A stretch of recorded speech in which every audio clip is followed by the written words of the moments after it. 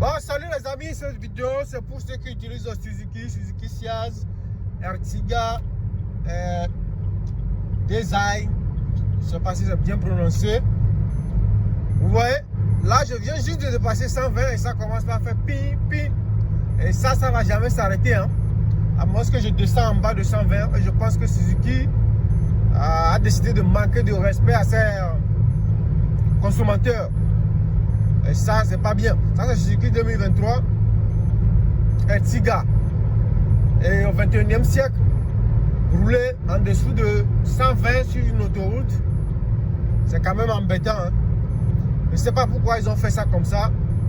Mais il y a des voitures comme Toyota Yaris et autres. Quand vous atteignez le 120, vous dépassez le 120, vous faites bien vers ça dans le bip, et ça s'arrête.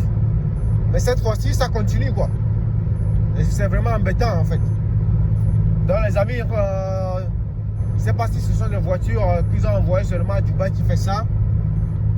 Mais si vous êtes quelque part en Afrique, en Europe, et vous utilisez, même en Amérique, je pense qu'il y a aussi la Suzuki au niveau du continent américain, vous utilisez une voiture comme Suzuki, et dites-moi en commentaire si vous avez les mêmes expériences.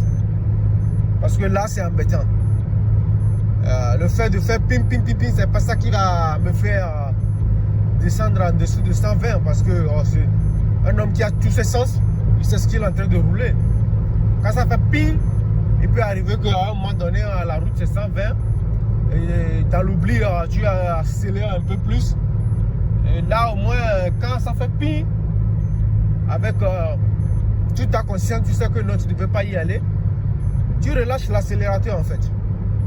Mais le ping qui continue comme ça, alors que c'est une route de 140, quand même Suzuki, c'est embêtant en fait.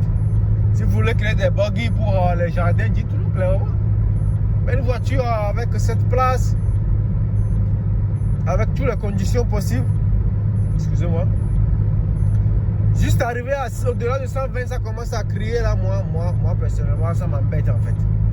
Donc les amis, mettez-moi en commentaire si vous avez les mêmes expériences et si vous avez une idée pour l'enlever, dites-moi ça en commentaire parce que j'ai essayé de désactiver avec les fonctions qu'il y a, ça n'a pas marché, ça n'a pas marché en fait. Donc si vous avez des idées à me donner pour pouvoir enlever cette histoire de pim les gars, ça me fera plaisir, dites-moi en commentaire. Et vraiment, il faut qu'on crée un syndicat pour aller dire à Suzuki d'arrêter de nous embêter en fait. Parce que c'est pas normal. Pas normal. C'est une voiture à graduer jusqu'à 220 km/h quand même. Hein. Si ça en est ainsi, peut-être vous vous arrêtez à 160. Là, presque la moitié, juste presque la moitié. Il reste encore 100 km à l'heure pour terminer le tableau. Et là, déjà à 120, regardez.